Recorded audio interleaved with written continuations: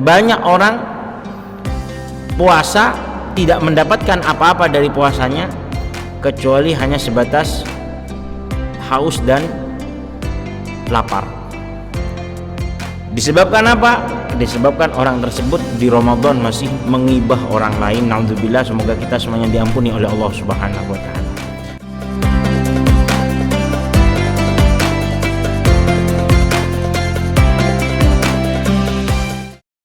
Alhamdulillahirabbil alamin wa sallallahu wasallam ala sayyidil anbiya wal mursalin wa ala alihi wa sahbihi wa sallam ajma'in. Amma ba'd. Rabbi shrah li sadri wa yassir li amri wa hlul 'uqdatam min lisani yafqahu qawli. Alhamdulillah, di pagi ini kita bisa berkumpul bersama-sama setelah berzikir dan melaksanakan kewajiban yang telah diwajibkan oleh Allah Subhanahu wa taala kepada kita.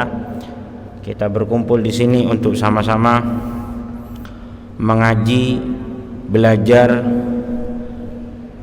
ilmu yang telah diwariskan oleh Nabi Muhammad sallallahu alaihi wasallam. Apalagi kita berada di bulan yang suci, bulan yang mulia, bulan yang barakah, Syahrul Ramadan. Semoga kita setiap hari diampuni dosanya, setiap nafas diampuni dosanya, sehingga kita mampu atau mempunyai keahlian bisa mendekat diri kepada Allah Subhanahu wa taala dan diterima oleh Allah Subhanahu wa taala.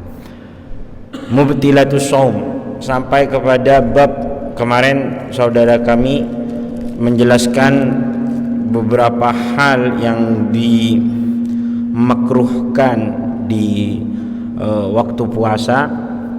Hari ini kami menjelaskan beberapa hal yang berkaitan dengan batalnya puasa. Mubtilatus shaum, sesuatu yang membatalkan puasa. Sesuatu yang membatalkan puasa. Yang membatalkan puasa ini ada yang membatalkan puasanya, ada juga yang membatalkan pahalanya. Ada yang membatalkan puasanya, ada yang membatalkan pahalanya saja tapi puasanya tidak.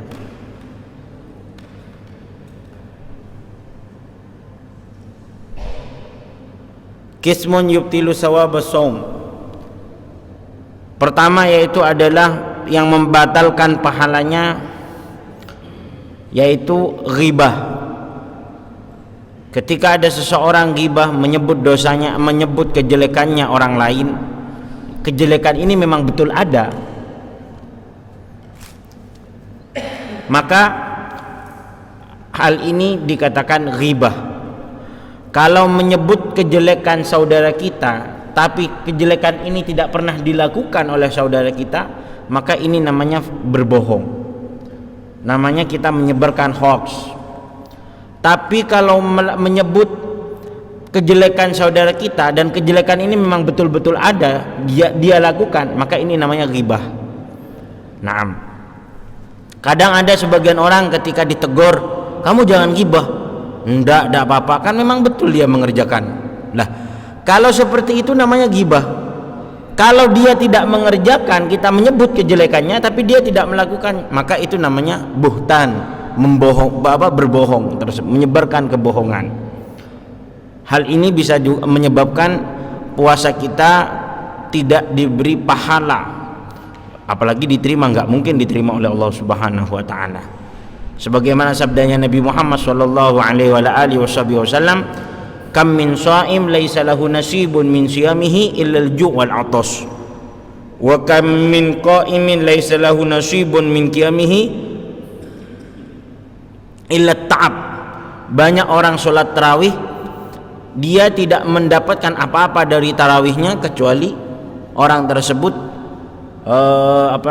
hanya cuman capek.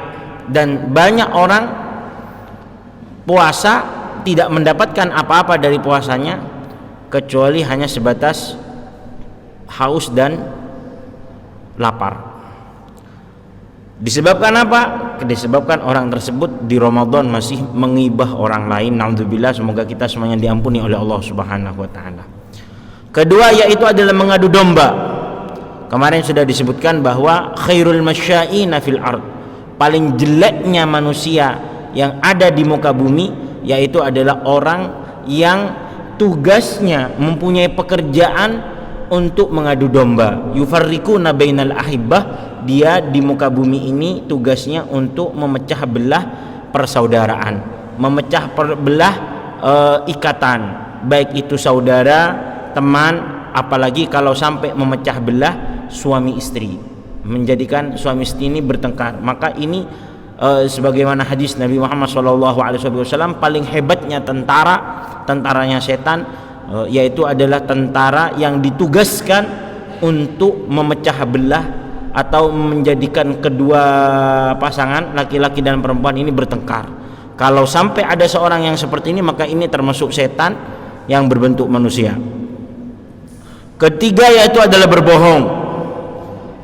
Keempat yaitu adalah an-nadhar lima yahrum atau lima yahillu bisyahwah, melihat sesuatu yang diharamkan atau melihat sesuatu yang bikin menimbulkan syahwat. Contohnya video, nonton video, sesuatu video-video yang tidak baik untuk ditonton, atau melihat filmnya mengandung adegan-adegan yang bisa menimbulkan syahwat ketika ditonton. Maka menonton film atau menonton adegan-adegan seperti ini bisa juga membatalkan pahala puasa kita, Naam. Kemudian yang nomor 5 yaitu adalah al-yaminul kadzibah, sumpah sumpah tapi bohong. Yang keenam yaitu adalah berkata, mengeluarkan kata-kata yang kotor, wal fuhush, dan perkataan yang jijik, wal amalu bihi, dan orang tersebut tetap melakukan maksiat, apapun maksiatnya di bulan Ramadan. Kita semuanya melakukan maksiat di bulan Ramadan, tapi bagaimana ada seorang yang memang sengaja melakukan ini, ada yang memang bahasa Madunanya tapelacar. Orang yang lihat Anda ampun untuk melakukan seperti ini tidak mau. Cuman yang boleh tapelacar boleh, akhirnya tebe boleh, jatuh lagi orang ini, akhirnya orang tersebut melakukan kemaksiatan. Orang yang seperti ini, yang kedua ini nggak dianggap berdosa kalau orang tersebut bertaubat, meminta ampunan kepada Allah Subhanahu wa taala, sebagaimana sabdanya Nabi Muhammad sallallahu alaihi wasallam, at-taibu kaman la dzambalah, orang yang bertaubat dari maksiat maka dia seakan-akan tidak pernah melakukan maksiat. Dan Rasulullah sallallahu alaihi wasallam bersabda dalam hadis yang lain, idza tabal abdu ansallahu ta'ala al-hafadhatah wal jawarihah wal makan alladhi yu'sa fihi, al hadis atau kama qala. Diriwayatkan oleh ini disebutkan di Kanzul Ummal, begitu juga Al-Imam Musyuti dalam kitab Jami'ul Hadis, saya lupa takhrij hadisnya, Al-Imam Al-Baihaqi atau Al-Imam Tabrani yang meriwayatkan ini, bahwa apabila ada seseorang bersungguh-sungguh dalam bertaubat, maka Allah Subhanahu wa taala akan menjadikan malaikat yang menulis ini lupa. Kalau ada seseorang bermaksiat tapi dia bertaubat, maka Allah Subhanahu wa taala akan jadikan malaikat yang menulis, mencatat ini lupa. Dan anggota yang dibuat bermaksiat, anggota ini nanti kelak di akhirat lupa. Makanya kalau ada orang bermaksiat tidak tobat, maka kelak di akhirat anggota yang dibuat maksiat ini yang melapor kepada Allah Subhanahu wa taala, sebagaimana dalam surat Yasin. Gimana? Wa tukallimuna aydihim wa tashhadu alaihim wa tashhadu arjuluhum bima kanu yaksibun. Nah, jadi di akhirat semua anggota yang kita buat maksiat, contohnya tangan kalau kita mencuri atau memukul orang, mata ketika kita dibuat untuk menonton sesuatu yang haram, maka semua anggota badan ini akan menjadi saksi yang memberatkan kita kelak di akhirat. Tapi kalau ada orang bertaubat, kalau orang ini menyesal, maka maksiat anggota badan ini dijadikan lupa oleh Allah Subhanahu wa taala, sehingga tidak ada satupun yang bersaksi di hadapan Allah yang memberatkan kepada kita. Naam. Idza tabal abdu ila Allah taala ansallahu taala al-hafadhah wal jawarihahu wal makan alladhi yu'sa fihi, al hadis atau kama qala. Naam. Kemudian Bahkan yang perlu diperhatikan, Rasulullah SAW bersabda yang diriwayatkan oleh Al-Imam Ad-Dailami dalam kitab Al-Firdaus, Musnadul Firdaus. Rasulullah SAW bersabda, la kabirata ma'al istighfar wala saghirata ma'al israr. Enggak ada dosa besar kalau orang tersebut selalu membaca istighfar, selalu meminta ampun kepada Allah. Sebesar apapun dosanya akan dihapus oleh Allah Subhanahu wa taala. Wala saghirata ma'al israr, dan tidak ada istilah dosa kecil kalau orang ini tetap terus melakukan dosa tersebut, istiqomah melakukan dosa tersebut. Walaupun dosa ini kecil, maka bisa menjadikan memberatkan orang tersebut. Kenapa? Karena orang ini tidak bertaubat dan terus melakukan dosa kecil ini. Nah, makanya hati-hati yang puasa. Kemudian kita lanjut kepada bab berikutnya, yaitu adalah yang membatalkan puasa, yang puasanya yang batal, bukan cuman pahalanya yang batal, puasanya yang batal. Pertama yaitu adalah orang yang murtad. Orang yang murtad yaitu adalah orang yang keluar dari agama Islam. Ar-riddah ini, murtad ini bisa membatalkan puasa, walaupun murtadnya cuma sebentar. Membatalkan tayamum, tapi tidak membatalkan puasa. Tidak membatalkan wudu, tidak membatalkan wudu. Jadi kalau ada orang sekarang umpama apa sowan ke pangeran, yuk pangeran deta yo banjir, banjir. Tapi kan itu kan aman kan, aman alhamdulillah. Banjir sudah dibersihkan, rumahnya datang lagi, sudah surut dibersihkan, datang lagi. Akhirnya ada orang tak kuat kesepon lagi, apa sowan ke pangeran, njoklah pangeran Allah ya Allah lah besok. Ada murtad, ini murtad. Apa sowan ke Allah, ini kan murtad. Lah orang yang seperti ini walaupun nggak sengaja atau karena apa, murtad. Hukum puasanya batal, tapi kalau wudunya enggak batal. Artinya umpama marina murtad, astagfirullahaladzim, kok mak ngucap nyari keduk, astagfirullahaladzim, asyhadu an la ilaha illallah, asyhadu anna muhammadar rasulullah, langsung pejang, tak usah wudu karena wudunya masih. Nah. Tapi kalau puasanya batal, udah harus mengqadai lagi. Walaupun orang ini langsung taubat, astagfirullahaladzim, saya kok bilang seperti ini, atau ditegur sama temannya, kamu kok ngomong seperti ini? Iya ya Allah, astagfirullahaladzim. Ketika orang ini sudah murtad walaupun cuma sebentar, maka batal puasanya. Nah, murtad ada baik itu dari ucapan, murtad itu juga baik itu dari pekerjaan. Dia bersujud masalan ke berhala, bersujud ke berhala. Kalau ada orang sujud ke berhala karena memang mau nyembah berhala, batal dia. Maka dia dikatakan murtad, batal puasanya. Tapi kalau sujud ke manusia, contohnya kepada ibu, dia punya ibu, dia cium kakinya, gimana hukumnya? Dia cium sampai dalam keadaan sujud, dia cium dalam keadaan sujud, ya. Bukan kalau cuman ibu duduk dicium kakinya tidak apa-apa, tapi ini sujud, kayak sujud. Ini hukumnya apa? Haram. Hukumnya haram. Sujud ke orang itu haram, tapi nggak sampai menjadikan murtad. Kalau murtad tidak, tapi haram iya.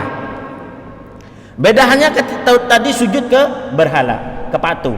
Kalau sujud ke patung itu bisa menjadikan murtad. Kalau haramnya jelas haram sudah. Kenapa? Karena ini menyembah. Kalau ke ibu enggak, cuman ta'zim. Ta'zim dengan sujud itu haram dalam agama Islam, di umatnya Nabi Muhammad SAW. Tapi apakah sampai kafir? Enggak sampai kafir, enggak sampai murtad, tapi haram. Nah, makanya ada seseorang ketika mau sujud kepada Nabi Muhammad SAW, orang ini diutus oleh Nabi Muhammad untuk pergi ke Syam, pergi ke Persia atau ke Rum. Ketika mengantarkan surat, Nabi Muhammad menulis surat ini di tahun 5 Hijriah, sekitar tahun 5 Hijriah atau tahun 6 Hijriah. Alal khilaf ulama, apakah ini kejadiannya di tahun 5 Hijriah atau di tahun 6 Hijriah. Nabi Muhammad SAW mengirim surat mengirim surat ke beberapa raja di daerah di samping-samping Mekah atau di samping-samping Madinah, ke Mesir, ke Mukaukis, kemudian ke Bahrain, kemudian ke Persia, ke Romawi, itu ke raja-raja disurati oleh Nabi Muhammad sallallahu alaihi wasallam untuk masuk Islam. Naam. Ada sebagian orang setelah pulang dari raja Romawi, saya lupa pastinya apa Romawi apa Persia, mereka melihat raja-raja di sana dihormati dengan disujuti. Jadi kalau ada orang mau melapor ke raja di sana, sujud dulu ke rajanya. Nah, sahabat ini sesungguhnya Nabi Muhammad lebih berhak untuk kita hormati dengan sujud. Akhirnya ketika datang ke Madinah, orang tersebut langsung datang ke Nabi Muhammad langsung sujud. Dengan Nabi Muhammad dilarang, tidak boleh sujud, tidak boleh sujud. Walaupun takdim bukan seperti ini cara takdimnya, bukan dengan sujud kepada Nabi Muhammad sallallahu alaihi wasallam. Nah, itu dilarang oleh agama Islam. Tapi apakah sampai kafir? Tidak. Kalau sampai kafir, kecuali menganggap Nabi Muhammad Tuhan, nah itu berarti namanya kafir. Kalau cuma sekedar takdim nggak sampai kafir, tapi haram dalam agama Islam. Sama seperti orang yang sujud ke kuburan, sujud kuburan. Nah, saya kemarin ke Padang, ada orang sujud di kuburan, kaget saya. Sholat ngadep ke kuburan. Jadi kuburan, ada orang sebelah utara sholat ngadep ke kuburan. Ini ajaran apa, kata saya. Setelah sholat saya tegur, Mas, kuburan, kata. Dia tetap sholat. Allah, kata anak, kenapa orang ini? Sampai selesai 2 rakaat saya tegur. Dia assalamualaikum. Kuburan. Saya enggak menghadap kuburan, saya menghadap kiblat.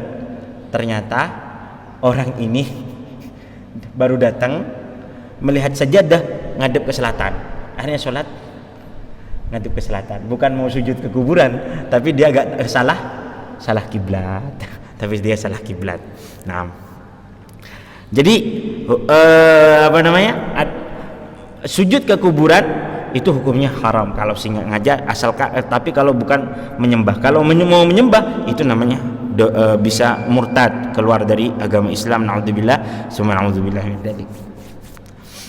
Nah, al-mufattirus tsani, yang membatalkan puasa yang kedua yaitu adalah haid. Yang membatalkan puasa yang kedua yaitu adalah haid, nifas, melahirkan. Haid walaupun cuma sebentar,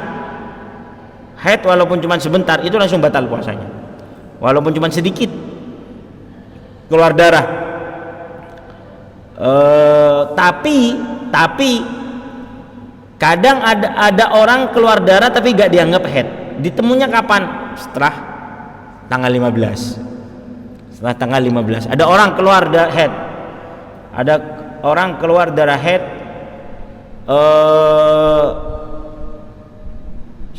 jadi tiap hari keluar darah.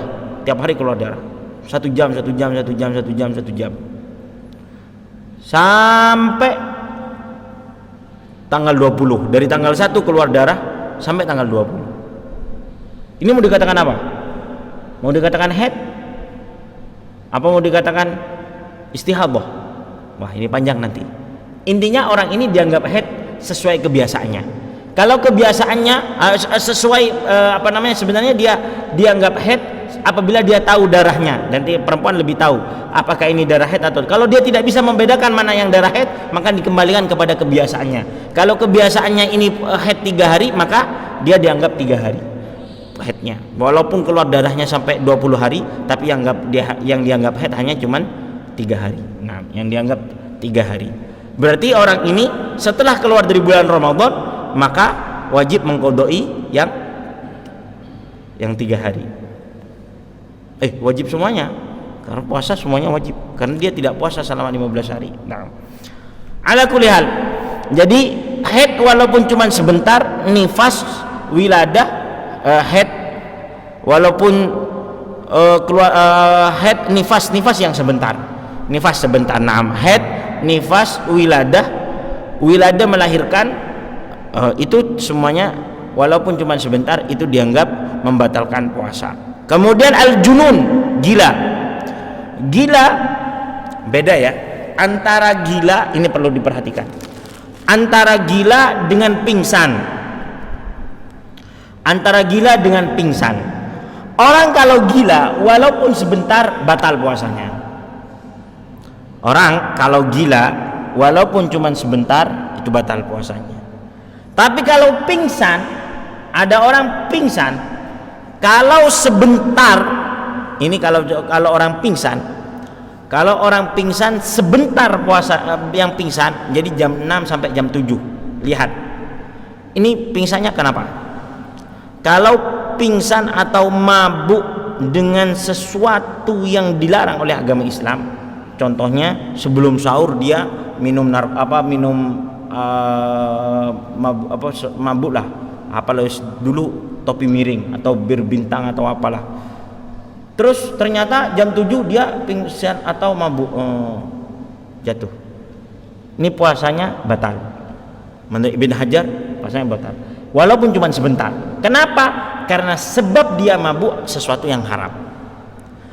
Tapi kalau sebab batalnya ini atau sebab pingsannya ini bukan karena sesuatu yang haram, contohnya dia nggak sengaja minum racun, nggak sengaja dia pingsan.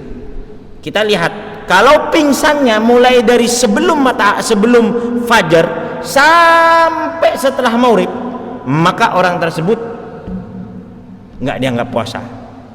Tapi kalau orang ini pingsannya cuman pingsan tapi dia sadar walaupun sebentar, jadi dia pingsan sebelum subuh, dia sudah pingsan karena salah minum waktu sahur, salah minum dia mau minum obat, ternyata minum apalah gitu, minum yang bikin mabuk, langsung dia pingsan sampai jam 9 pagi.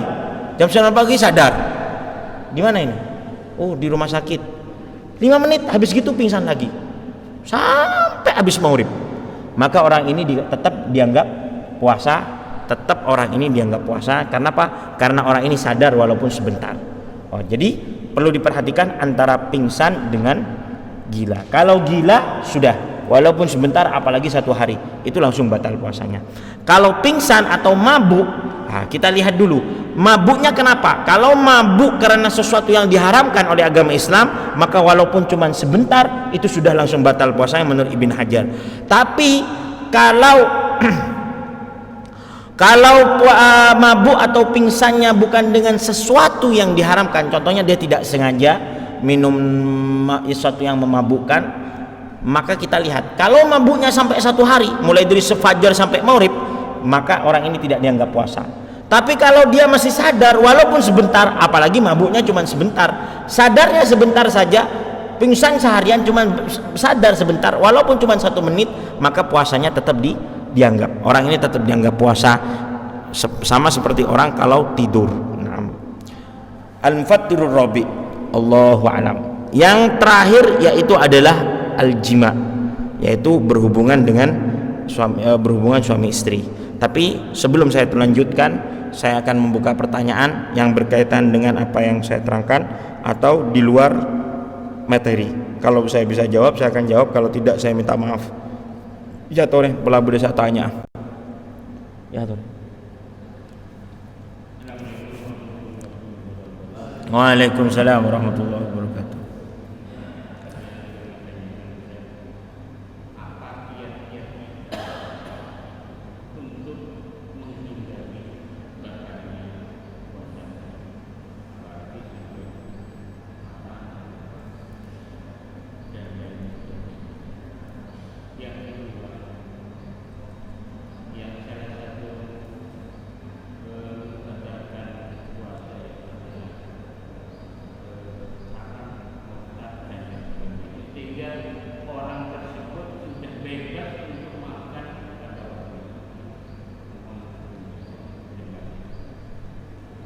Baik.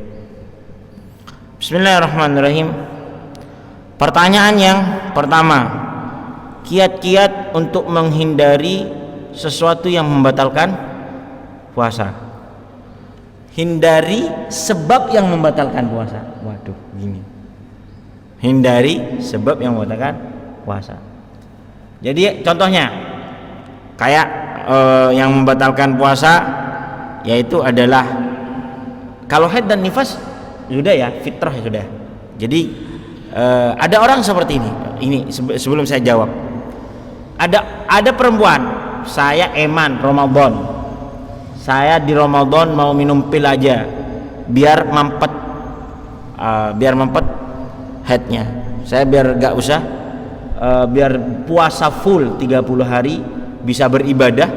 Puasa 30 hari saya mau minum pil. Boleh? Boleh. Hal itu diperbolehkan.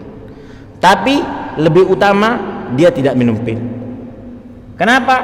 Karena dia haid dari Allah Subhanahu wa taala, dan larangannya orang ini tidak haid, larangannya orang ini tidak boleh puasa dari Allah Subhanahu wa taala. Dia menerima keputusan Allah, takdirnya Allah, hukumnya Allah lebih baik daripada mengambil kemauannya sendiri.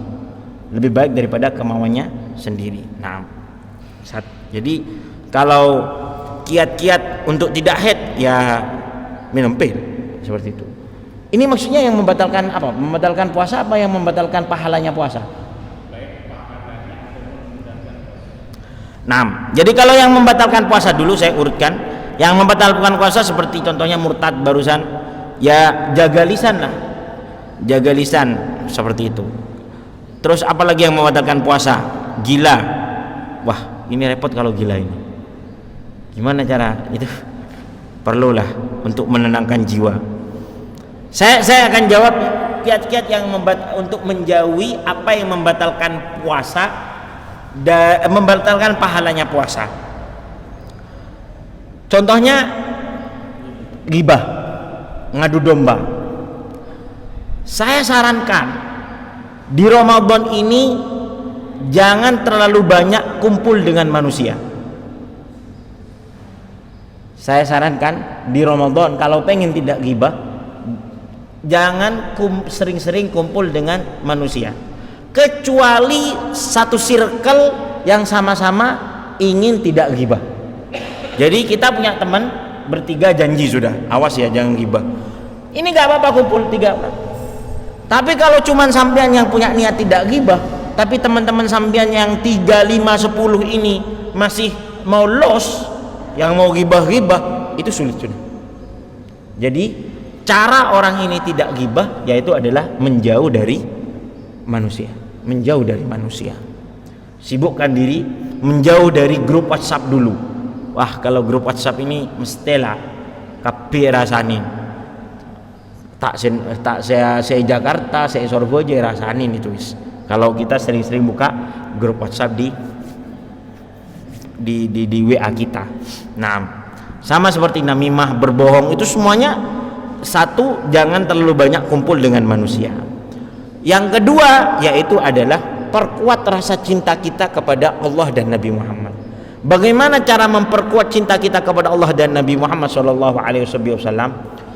Saya sarankan perbanyak membaca sholawat. Orang kalau memperbanyak baca sholawat tiap hari 1000 kali, tiap hari 1000 kali, maka akan ada perasaan lain, getaran hati yang tidak pernah kita rasakan dengan barokahnya baca sholawat kepada Nabi Muhammad sallallahu alaihi wasallam. Sallallahu alaihi sayyidina Muhammad, Allahumma shalli ala sayyidina Muhammad, Allahumma shalli ala sayyidina Muhammad. Naam. Sabdanya Nabi Muhammad sallallahu alaihi wasallam ketika ditanya oleh sahabat, fa in zidtu ya Rasulullah fa huwa khairul lak idan aj'al salati kullaha idan aj'al kulluha shalah alaika. Faqala Rasulullah sallallahu alaihi wasallam idan yughfar laka dambuk wa yukfa laka hammuk. Kalau ada orang yang sering memperbanyak baca sholawat, maka orang tersebut akan diampuni dosanya dan dihilangkan keruwetannya di dunia dan di akhirat. Dihilangkan keruwetannya di dunia dan akhirat. Jadi saya sarankan orang kalau ingin tidak ghibah, tidak mengadu domba, tidak berkata kotor, sarankan satu, jangan terlalu banyak kumpul dengan manusia kalau memang sungguh-sungguh. Kedua, kuatkan rasa cinta kepada Allah dan Nabi Muhammad, karena orang kalau sudah kuat cintanya kepada Allah dan Nabi Muhammad, maka lisan ini otomatis tidak akan bisa ghibah. Lisan ini otomatis, karena tidak akan mungkin berkumpul cinta kepada Allah dan cinta kepada manusia, tidak mungkin. Kalau sudah hati dikuasai dengan cinta kepada Allah dan Nabi Muhammad, maka otomatis orang tersebut langsung menjadi orang yang suka ibadah dan malas bermaksiat. Sebagaimana para sahabat diceritakan ketika berkumpul waktu itu, Khabbab bin Araj, terus siapa namanya Khabbab bin Araj, dan sebagian sahabat, Sayyidina Anas bin Malik, Sa'ad bin Abi Waqqas, Tolha dan yang lain kumpul. Waktu itu belum diharamkan minum khamar, belum diharamkan minum khamar. Mereka lagi minum minuman nih, ada bahkan sebagai dikatakan yamilu ra'su, sampai mereka itu dikatakan miring kepalanya, saking mabuk sudah. Ketika ada seseorang dari belakang mengatakan, wahai sahabat, sesungguhnya Nabi Muhammad telah mengharamkan khamar, mereka spontan membuang khamar. Langsung mereka la yadkhulu dakhil wa la yakhruju kharij, tidak ada yang masuk, tidak ada yang keluar, kecuali mereka semuanya telah menuangkan membuang khamarnya. Ini kenapa kok bisa seperti itu? Karena kuatnya cinta kepada Allah dan Nabi Muhammad sallallahu alaihi wasallam. Nah, itu kiat tips kedua. Nah, yang kedua pertanyaannya,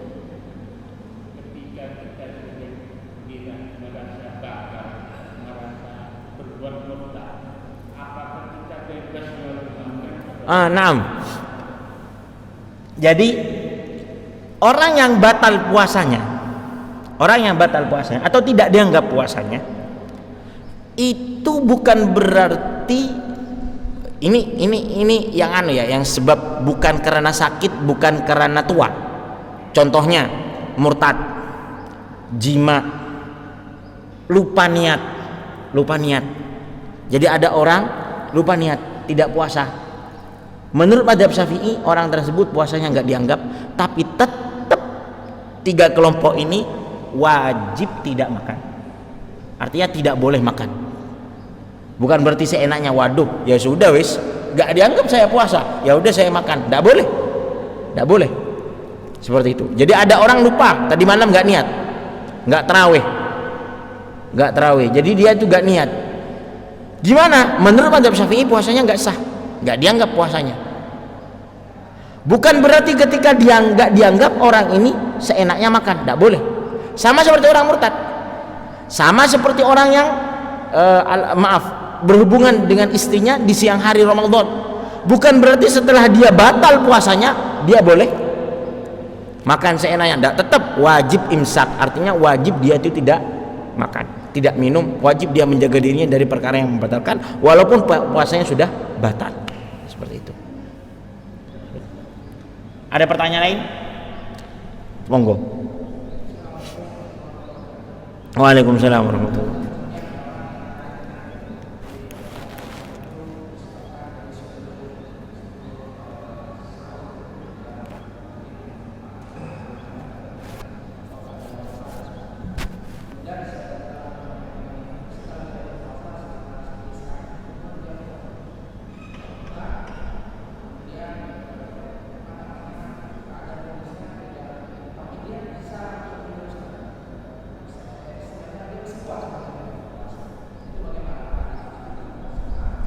Sebelum sahur, kenapa ini kok sebab utama-utamanya?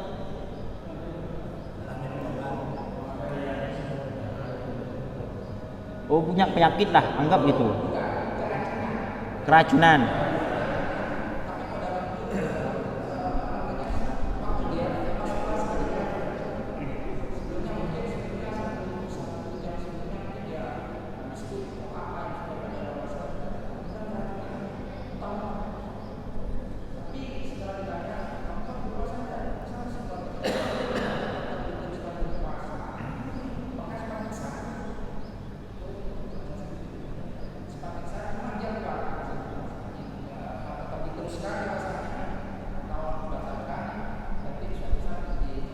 Oh, na'am.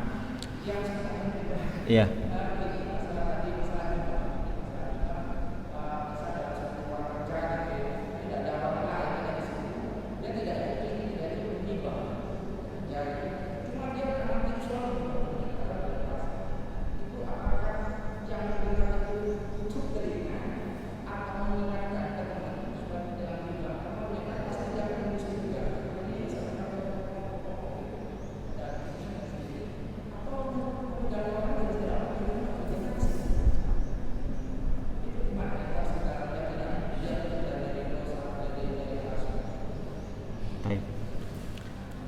Pertanyaan pertama, ada bismillahirrahmanirrahim, kalau ada orang makan sesuatu lah yang menjadikan dia itu muntah-muntah atau apa, jadi makan biskuit yang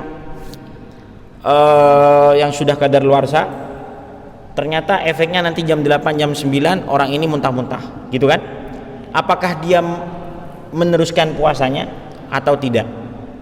Tentunya orang ini ketika hal seperti ini bahkan sampai pingsan katanya, diperbolehkan untuk membatalkan puasa, diperbolehkan.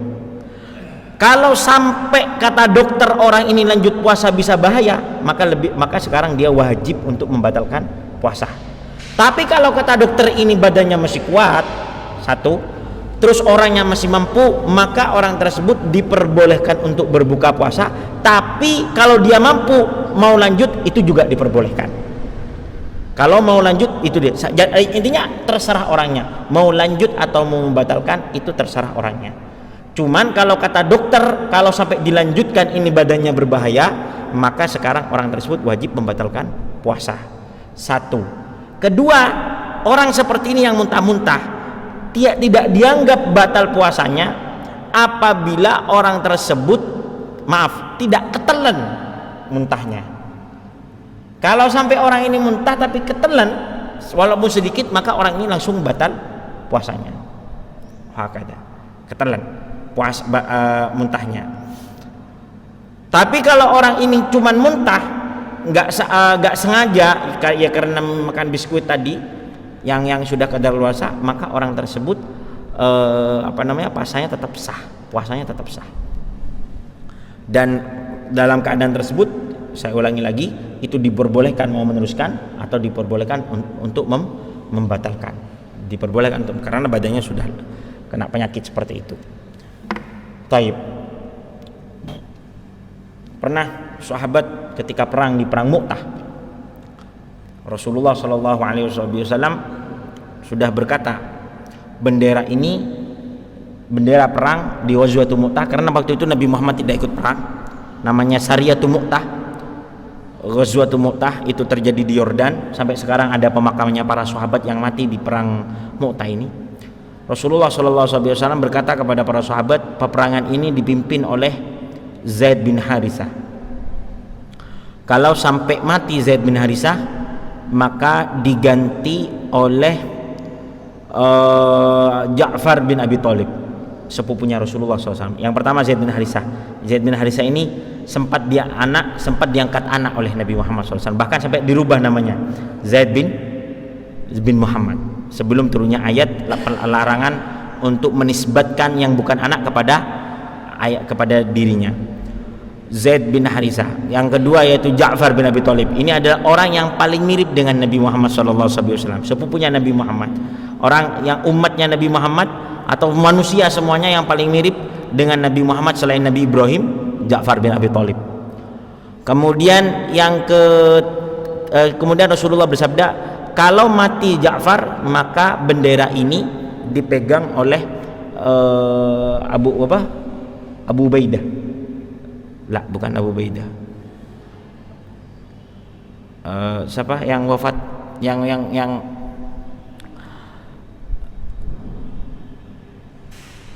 ya, Abu Ubaidah. Bukan Abu Ubaidah. Abu Ubaidah ini di perang yang satunya. Ya Allah, siapa? Ada di hadis. Intinya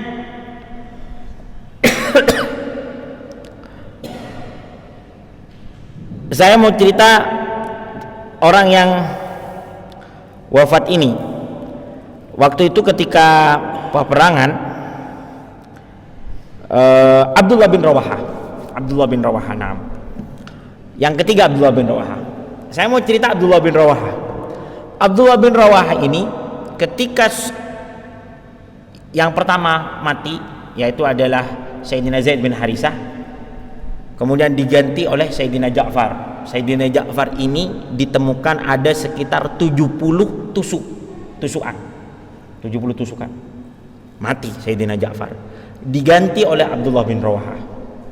Setelah itu Abdullah bin Rawaha, sebagaimana sabdanya Nabi Muhammad, kalau Abdullah bin Rawaha ini mati, maka kalian bermusyawarah siapa yang akan menjadi pemimpin. Maka kalian bermusyawarah siapa yang akan menjadi pemimpin. Oh betul, memang Abdullah bin Rawaha juga mati. Tapi matinya Abdullah bin Rawaha ini, ketika Abdullah bin Rawaha ini jatuh, banyak lukanya. Abdullah bin Rawaha ini dibawa ke pinggir peperangan, dikasih air. Ini sudah lemes, sudah keluar darah semua, udah pingsan semuanya di pinggir. Abdullah bin Rawaha dikasih air. Ayo Abdullah bin Rawaha minum. Supaya, kata Abdullah bin Rawaha, ini soim, saya puasa. Loh, dalam keadaan seperti ini kamu sudah diperbolehkan ini? Enggak. Ini ashtahi an uftir fil jannah. Saya ingin berbuka puasa nanti di surga. Saya memang sengaja. Saya tahu kalau saya sudah mau mati, karena Rasulullah bersabda, kalau Abdullah bin Rawaha mati, maka disuruh untuk sahabat bermusyawarah siapa yang akan menjadi pemimpin perang Mu'tah. Jadi Abdullah bin Rawaha tahu kalau saya ini puasa, makanya saya ini ingin mati dalam keadaan puasa, mau berbuka di surga.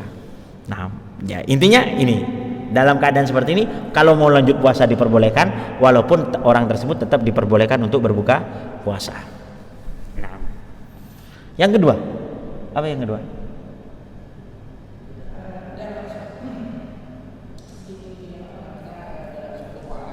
Oh, naam. Dalam ruangan kerja banyak orang yang rasanan, muka kecuban orang yang ghibah, ngerumpi.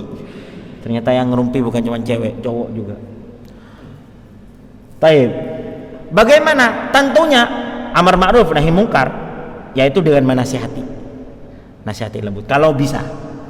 Kalau tidak bisa, yu'rid, keluar. Tentunya nggak bisa orang ini keluar karena dia tempat kerjanya. Bagaimana? Orang tersebut ingkar fil qalb. Jangan sampai mendengarkan, bahkan dia itu kalau dia harus ingkar fil qalb. Kadang ada orang sok-sok tidak mendengarkan, sambil ngetik tapi sambil dengerin. Iya juga ya. Satunya. Iya. Orang ini tetap dapat dosa. Tapi kalau orang ini ingkar, dia tidak bisa nasihati, atau dia sudah menasihati tapi masih lanjut, ya sudah, orang ini ingkar fil qalb dan dia itu tidak usah menghiraukan, maka dia tidak akan mendapatkan dosa karena dia tidak bisa untuk keluar dari kantornya, nggak bisa. Nah, dia ittiror, terpaksa harus ada di tempat tersebut, maka bagaimana? Maka orang tersebut satu, yaitu adalah ingkar fil qalb, sebagaimana sabdanya Nabi Muhammad, man ra'a minkum munkaran falyughayyirhu bi yadihi wa fa illam tastati' fa bi lisanihi fa illam tastati' bi qalbihi. Jadi kalau dia sudah tidak bisa, sudah menasihati, dia tidak bisa, atau dia sudah menasihati tapi masih belum masih belum mendapatkan hidayah, maka orang tersebut diwajibkan untuk ingkar fil qalbi dan juga tidak menggubris apa yang mereka bicarakan. Nah, itu dari kami. Nah, ada pertanyaan lagi? Silakan para ibu-ibu. Waalaikumsalam.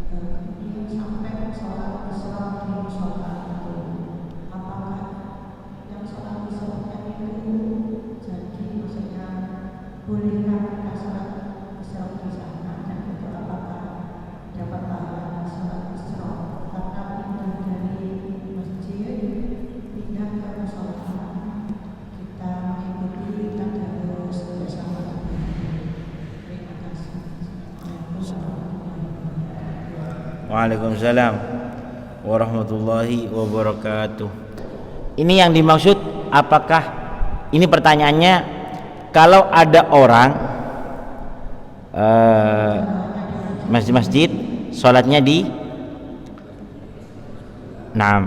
di musola gitu kan, seperti itu kan ya.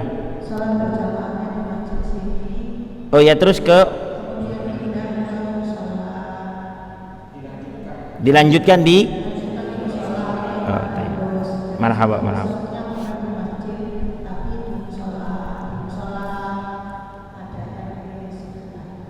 Baik. Ini berangkat pertanyaannya dari hadisnya Nabi Muhammad sallallahu alaihi wasallam.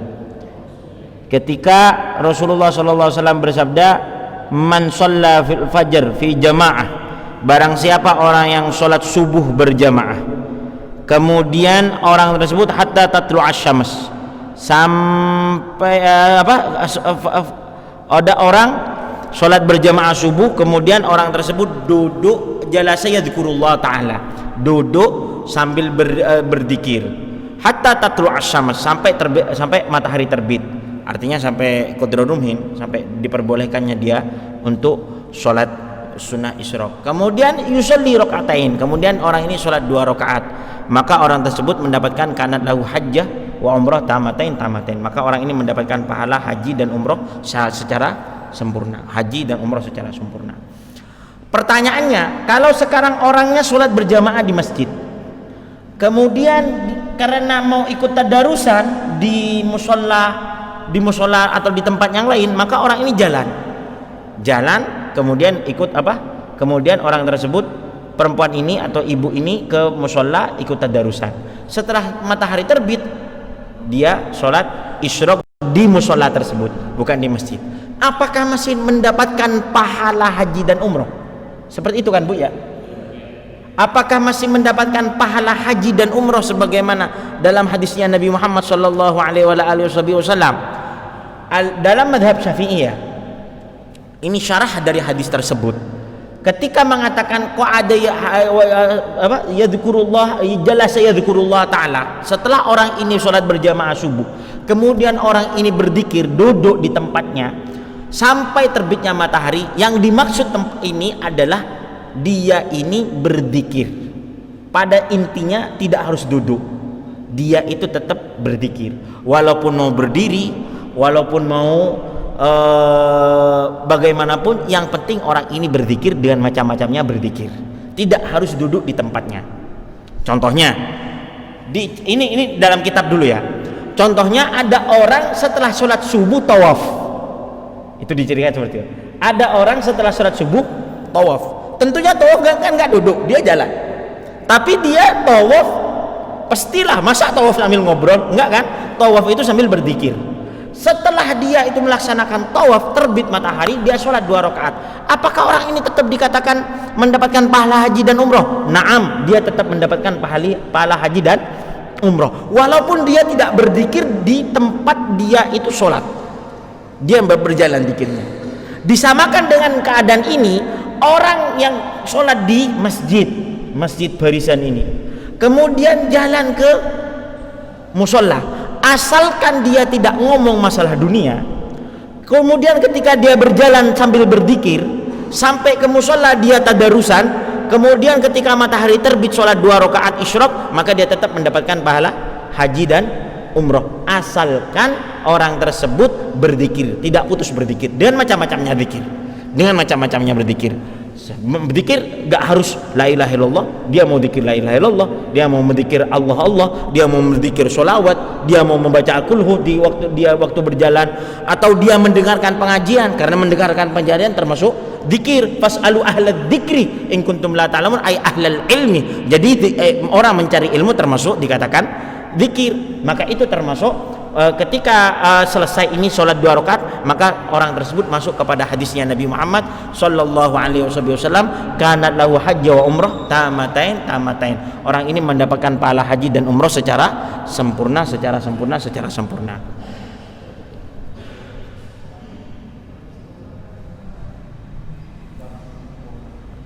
Nah, sudah, ini yang saya bisa jawab. Jadi orang tersebut asalkan di masjid dia ini berzikir, di perjalanan dia berzikir, di musola dia berzikir, dalam pandangan mazhab Syafi'iyah, orang tersebut tetap dikatakan mendapatkan pahala haji dan umroh tamatain secara sempurna dan secara sempurna. Oh, nah, terima kasih. Ada pertanyaan lagi? Oh iya, silakan.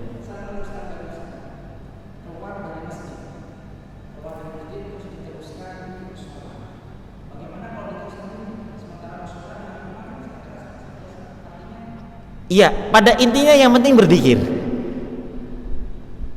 Jadi dia itu ketika keluar dari masjid, dia ini berzikir. Ketika nyampe di rumah dia berzikir, tidak ngomong. Maka dia tetap mendapatkan pahala haji dan umroh.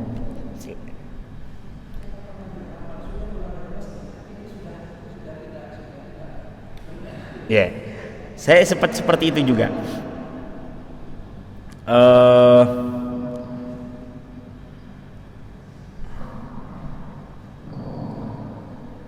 Saya akan bacakan ibarahnya ya. Mungkin ada pertanyaan lagi?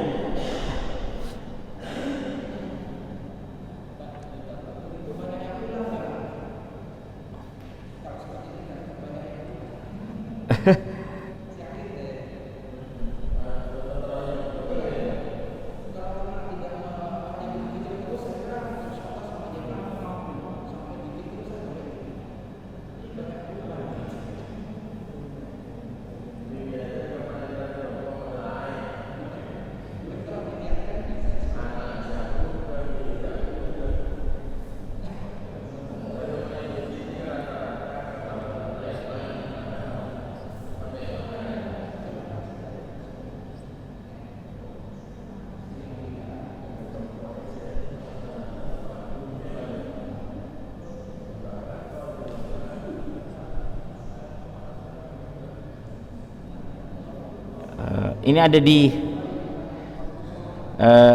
mana?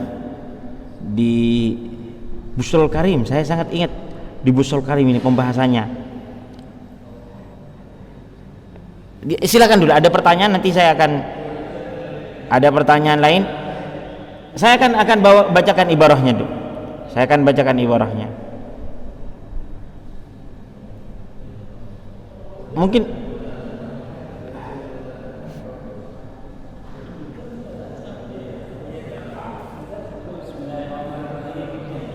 ya.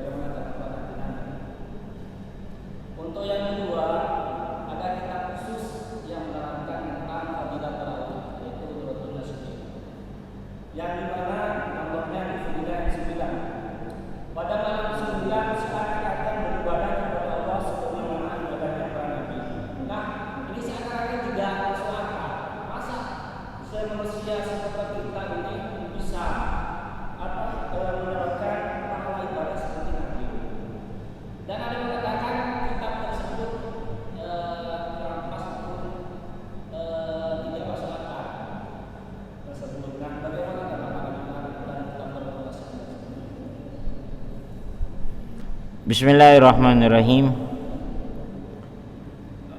Tentang masalah awaluhu rahmah. Awal Ramadan itu 10 awal dari bulan Ramadan penuh dengan rahmat. Wa ausatuhu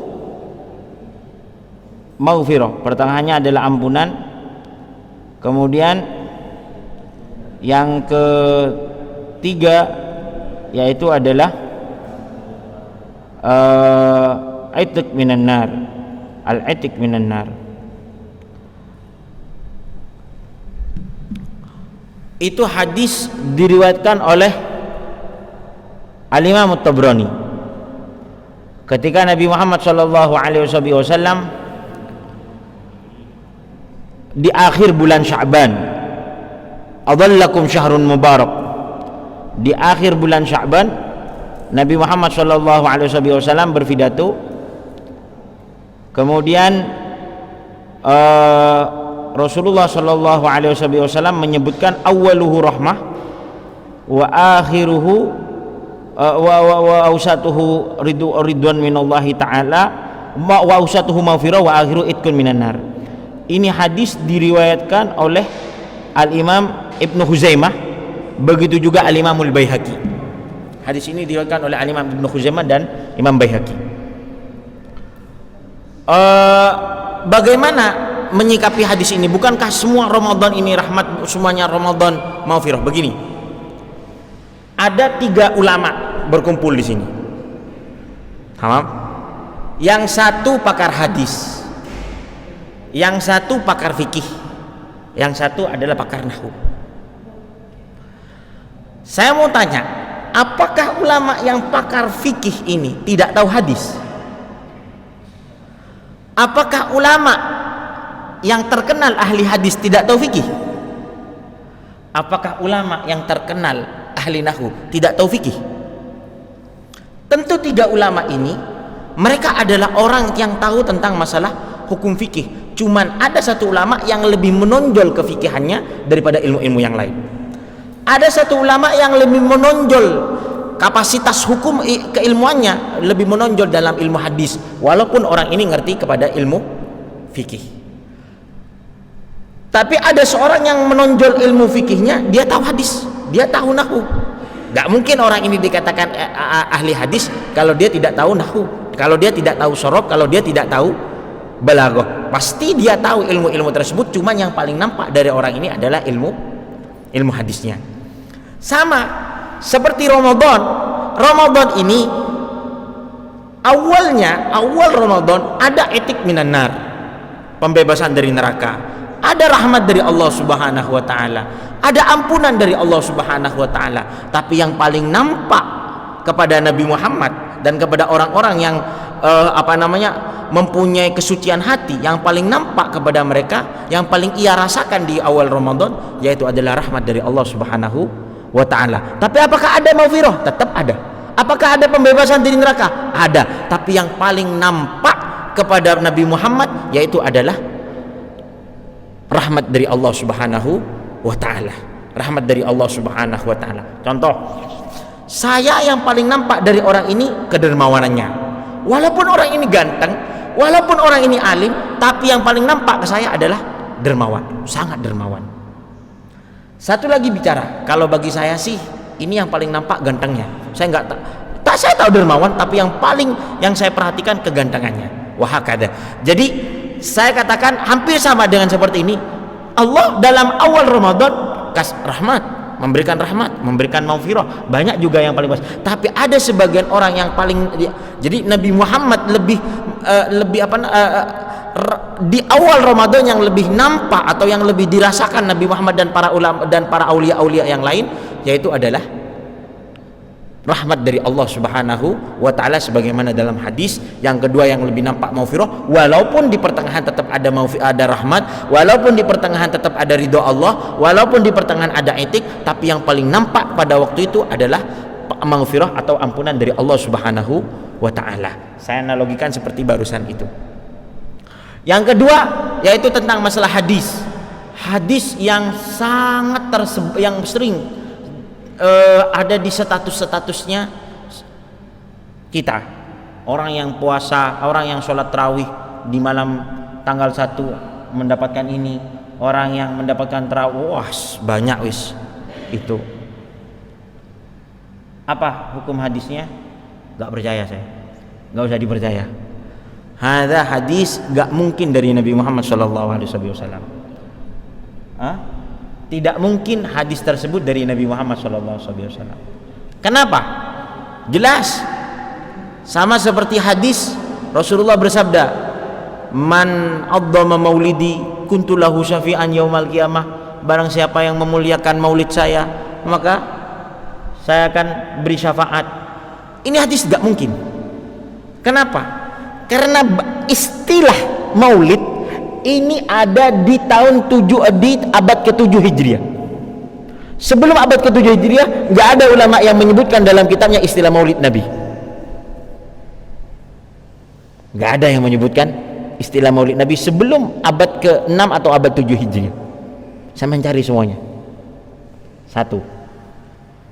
Jadi bisa dipastikan di zamannya sahabat, apalagi di zamannya Rasulullah, nggak ada perayaan Maulid Nabi seperti kita ini, nggak ada. Sama seperti tarawih. Istilah tarawih ini terjadi di zamannya Sayyidina Umar. Istilah tarawih, kalau sholatnya ada di zamannya Nabi Muhammad, tapi nggak dinamakan, tidak dinamakan tarawih, tapi dinamakan qiyamul Ramadan. Qiyamul Ramadan. Sholatnya ada, tapi istilah tarawih ini ada di zamannya Sayyidina Umar bin Khattab, karena mereka sholat tarawih sampai pertengahan malam, bahkan sampai kadang malam tinggal seperempatnya. Jadi kalau disamakan dengan jam, mungkin mereka tarawihnya sampai jam 2 malam. Makanya mereka ini butuh istirahat. Jadi habis 4 rakaat, mereka ini duduk dulu, baca Quran, nyantai dulu. Habis gitu lanjut lagi, sholat tarawih lagi. Karena lamanya mereka, jadi beliau ini istirahat setelah 4 rakaat. Setelah 4 rakaat dia istirahat. Makanya dikatakan tarawih. Dan ini ada di zamannya para sahabat. Dan tidak masuk akal tarawih di zamannya Nabi Muhammad itu cuma 3 malam. Lah ini hadisnya, barang siapa yang tarawih tanggal 1, tanggal 2, tanggal 3 dan sampai ila akhirlah. Itu seperti itu. Dalam segi akal-akalan sudah tidak masuk. Apalagi mau ditanya sanadnya, dari mana sanadnya, itu jelas-jelas sudah tidak ada. Sama seperti hadisnya maulid man adzama maulidi, secara akal saja sudah tidak masuk, apalagi mau dikatakan mau dikatakan Nabi Muhammad SAW berkata seperti itu. Dikatakan mana sanadnya, jelas sudah tidak ada sanadnya. Dan ini banyak terjadi. Orang kalau sudah belajar sejarah sebenarnya punya akal-akalan seperti ini, dia pasti orang yang sudah belajar sejarah. Contohnya ada sejarah Sayyidatuna, mungkin sampai sering dengar, disunahkan nikah di bulan Safar. Kenapa? Karena Sayyidatuna Fatimah dengan Sayyidina Ali itu nikah di bulan Safar. Ini ada dalam kitab fikih. Ada dalam kitab fikih, ada bahwa Nabi Muhammad disunahkan nikah bulan Safar. Lihat di Bajuri. Disunat nikah di bulan Safar. Kenapa? Karena Sayyidatuna Fatimah dengan Sayyidina Ali nikahnya di bulan Safar. Tapi dalam kitab sejarah nggak mungkin ini terjadi. Nggak mungkin ini terjadi. Secara akal-akalan nggak mungkin terjadi. Contoh, kenapa kok nggak mungkin terjadi? Karena Sayyidatuna Fatimah punya anak pertamanya beliau Sayyidina Hasan. Sayyidina Hasan ini lahir di bulan Ramadan. Masa di bulan Safar nikah, di bulan Ramadan sudah punya anak? Dan tidak ada riwayat Sayyidina Hasan lahir dalam keadaan prematur ya, kalau belum waktu 9 bulan itu tidak ada. Sama seperti cerita bahwa Nabi Muhammad SAW wafat tanggal 12 Rabiul Awal. Nabi Muhammad lahir di 12 Rabiul Awal. Ini ulama banyak berpendapat seperti itu, al-masyhur. Tapi wafatnya Nabi Muhammad di hari Senin tanggal 12 itu perlu dipertanyakan juga. Dalam secara matematika bulan nggak mungkin. Kok bisa? Dilihat dari bulan Dzulhijjah. Nabi Muhammad wukuf di Arafah tanggal 9 Arafah. Tanggal 9 Dzulhijjahnya hari Jumat. 9 Arafahnya hari Jumat. Sampean hitung sudah dari Dzulhijjah sampai ke Muharram, sampai ke Safar, sampai ke Rabiul Awal, gak mungkin terjadi hari Senin tanggal 12. Gak mungkin. Mau dijadikan 30 semua bulan ini, atau dijadikan 29 semua, atau mau dijadikan ada yang 30, ada yang 29, tidak mungkin tanggal di Rabiul Awal tanggal 12 hari Senin, gak mungkin. Itu secara matematika bulan. Bukan matematika, secara hitung-hitungan bulan. Jadi ada beberapa keterangan yang memang tidak masuk ke akal. Kalau tidak masuk akal sudah jelas, nggak bisa. Kalau ada keterangan 3 ditambah 5 7, nggak usah dicari siapa yang ngomong, nggak usah dicari, ya sudah, ini jelas bohong sudah. Karena sudah nggak masuk ke akal, nggak masuk ke akal. 3 tambah 7, 3 tambah 5 6, sudah nggak masuk ke akal. Itu seperti itu. Sama seperti ini, tarawih Gak usah dicari sudah sanadnya, gak mungkin masuk akal karena di zamannya Rasulullah gak ada tarawih. Istilah tarawih itu gak ada. Tarawih itu di zamannya Sayyidina Umar bin Khattab radhiyallahu taala anhu.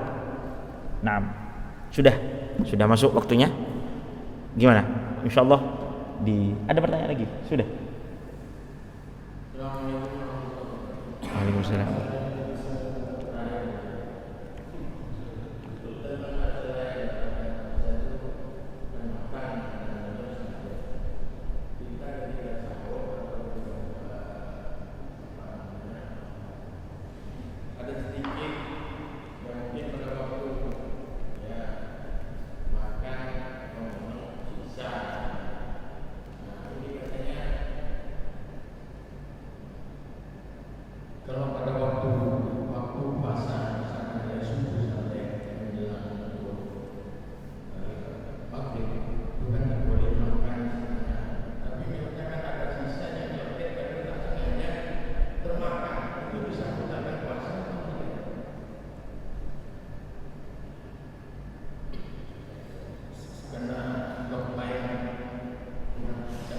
Naam.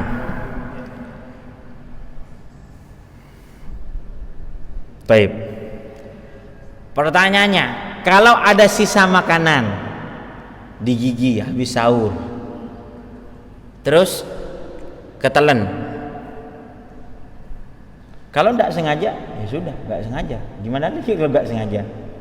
Rufi al qalam min ummati. Itu al khata' wan nisyan. Al khata' wan nisyan. Jadi ini termasuk dikatakan salah atau bisa dikatakan lupa kalau dia itu tidak sengaja masuknya. Kemudian kalau dia ini sudah keluar orang lagi, artinya sering, makanya saya siap tisu karena kalau orang yang sering ngomong mesti bekas-bekas makanan ini keluar sendiri dari ludah. Itu cepat keluarin, jangan didiamin. Kalau masih didiamin ternyata ketelan nggak sengaja, batal.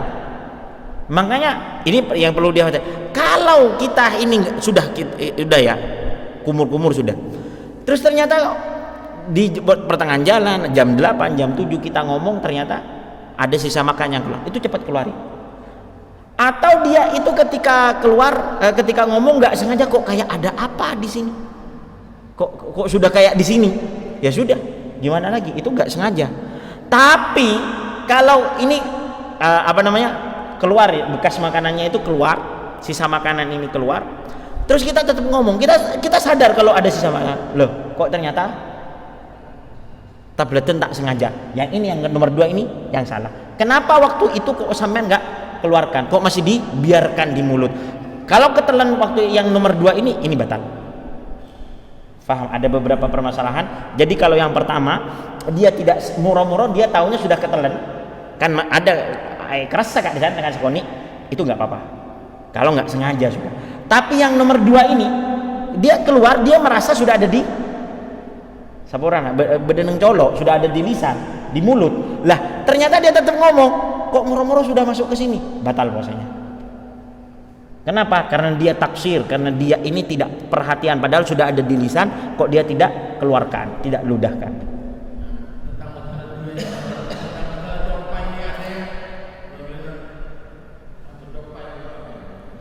Ludah.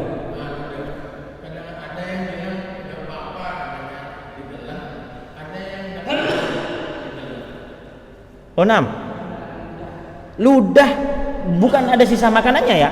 Kalau ada sisa makanannya bukan menelan ludah, itu namanya menelan sisa makanan.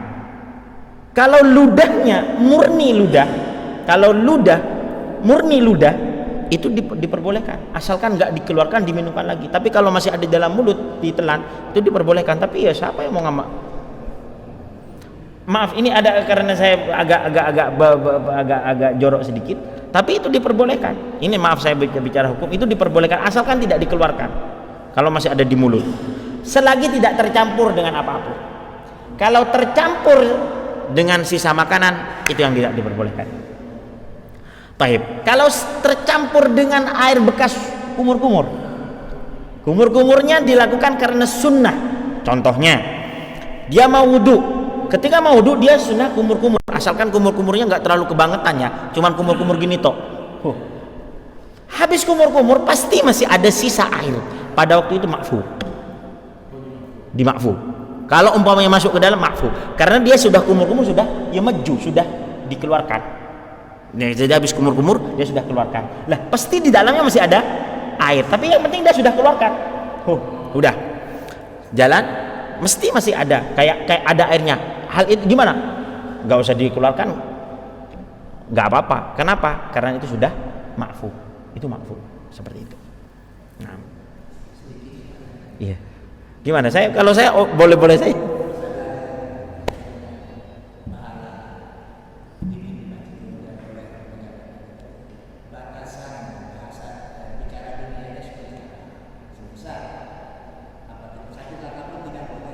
Naam, satu kata tidak boleh. Satu kata tidak boleh bicara. Kalau bicara dunia batal, puasa batal, pahala hajinya batal. Bukan tidak boleh haram, enggak ya, maksudnya batal pahala haji dan umrohnya batal. Satu kata bicara dunia, contohnya sampean matikan lampu ya, udah kelas, sudah enggak dianggap, sudah. Ini contoh, ambilkan air ya.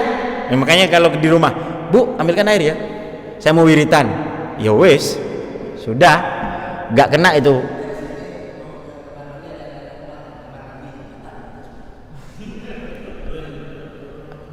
Gimana berzikir kalau di kamar mandi?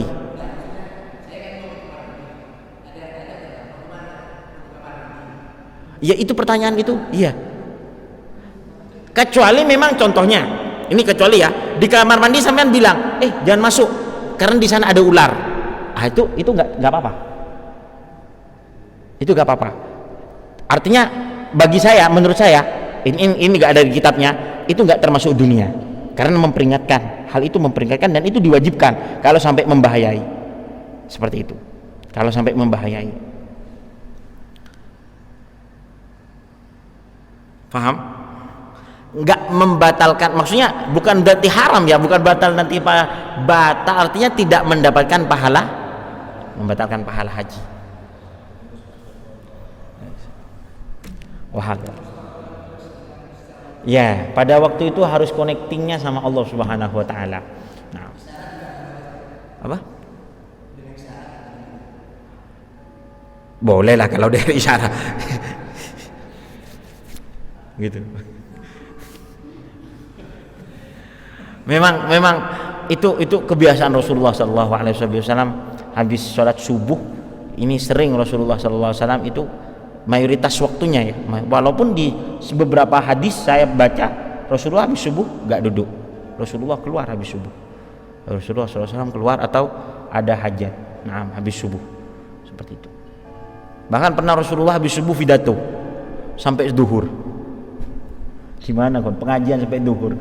Ini ada sudah jam 6 lirik-lirik sudah. Rasulullah pengajiannya sampai zuhur, habis subuh sampai zuhur. Allahu a'lam. Pernah itu satu kali. Sudah? Al-Fatihah. Bismillahirrahmanirrahim.